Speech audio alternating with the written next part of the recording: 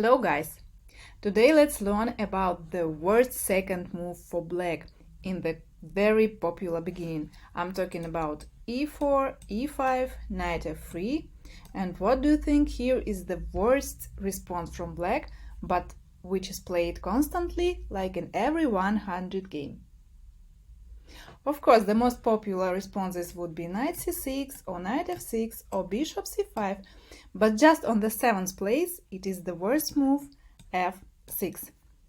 And the surprise here is that not all white players know how to punish this. In most cases, white play bishop c4, this good developing move because we take this weak diagonal, and it's hard to blame them, right? The second popular move is d4. We want to hold the center. We want to take to weak this diagonal even more. And the third popular move here is even knight c3, which is really passive in this variation.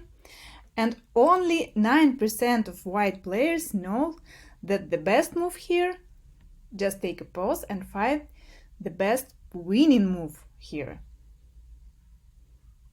If you succeeded to find this winning move, you probably thought like this: I want my queen to be here on this really cool square h5 to give this check, but how can I force this scenario? Of course, sacrificing the knight. Yeah, knight e5 is the winning move here. Black takes, and we put our queen where we dreamed. Queen h5, check. And here, if black move g6, they immediately get this fork, check, and the rook is hanging. And after, for example, queen e7, we just take the rook. We sacrifice the knight, but took the rook and a couple of pawns. So here we get some check, but we don't care. We just move king d1, and our king feels good here. Knight hanging, they must save it, like knight e7, and here we can develop knight with the tempo. Check, for example, we block this with f3, and we are fine. We are just fine. We have this rook against the knight and a couple of pawns. The position is winning. Let's return to the beginning. So we sacrifice the knight. We move queen to h5 with a check. And we've seen that g6 loses for black. So they could also move king e7. Then we again take this pawn with a check. King f7 is the only option. And here, just find the next good move. It's easy and obvious one. Yeah, it will be bishop c4. Of course, we develop our strong bishop with the check. So we finally do this normal development move, but with this centralized king. And here, if black doesn't move d5, which is obviously like losing the pawn, but we will return later to this variation, they move king g6.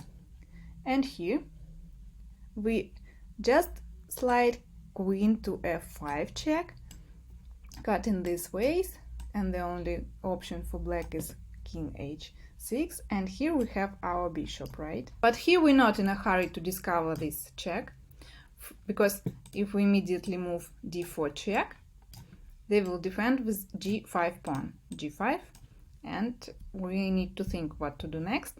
Instead, we would better move this h4 pawn to control this g5 square. What black can do here? Only maybe bishop e7 to try to control again this g5 square, and d4 check, g5, and we just take. We discover another check, so there is no time to take it. King g7 and queen f7, checkmate. Let's return here. What can black do if not bishop e7? For example, knight e7, attack the queen. We just make this checkmate from here, from g5 checkmate. And for example, if black moves here, closing our bishop diagonal from making checkmate to f7. Then we can discover this check, bishop check, g5. And we're not in a hurry again to take this, because king g7 and there is no checkmate, no obvious checkmate attack. Instead, what can we do here after g5? Just take a pause and find this winning move. Yes, it's not obvious, silent move, queen f7.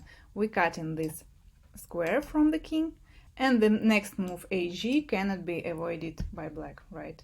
There is no defense from it, like bishop e7, we just take it and check from here and check from here, and there is no squares, queen hold it, so the checkmate is obviously not avoided.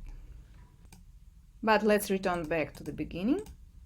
So we sacrificed the knight, we made this check, we made the king go to the center, check, king f7, bishop c4, required move, and here I mentioned about this tricky d5 move. Black just give their pawn for free, but they discover this potent bishop and hold this f5 square. Do you remember in previous variation after king g6 we moved queen f5? So with this d5 black take the square under control, and we have now this option, queen f5.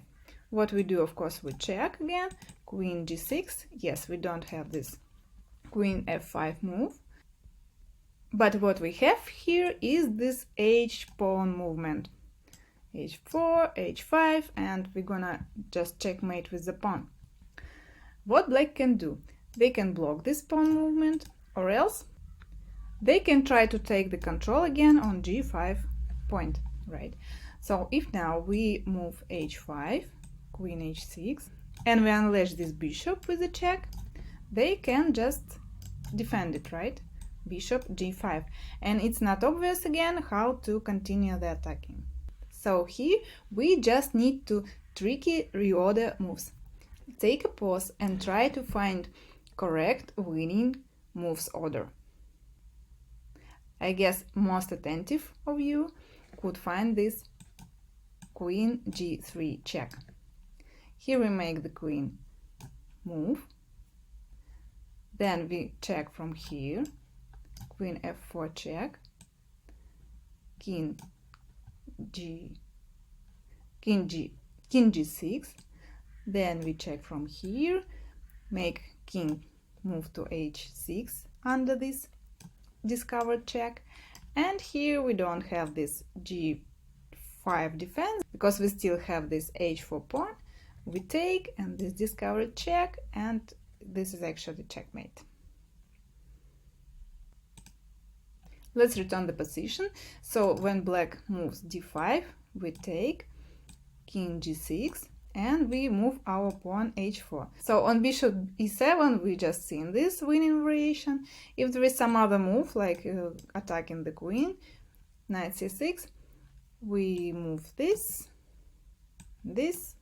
discover check, have this, can take it, discovering the check with the rook, and actually it's a checkmate coming from here. You can do this way, and here, and maybe here is a checkmate, right? Yeah.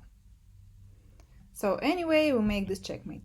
So the only option black have is to block this pawn with h5. In this case, we have one really winning move, but this is not obvious and we should remember it. Just take a big good pause and try to find the winning move.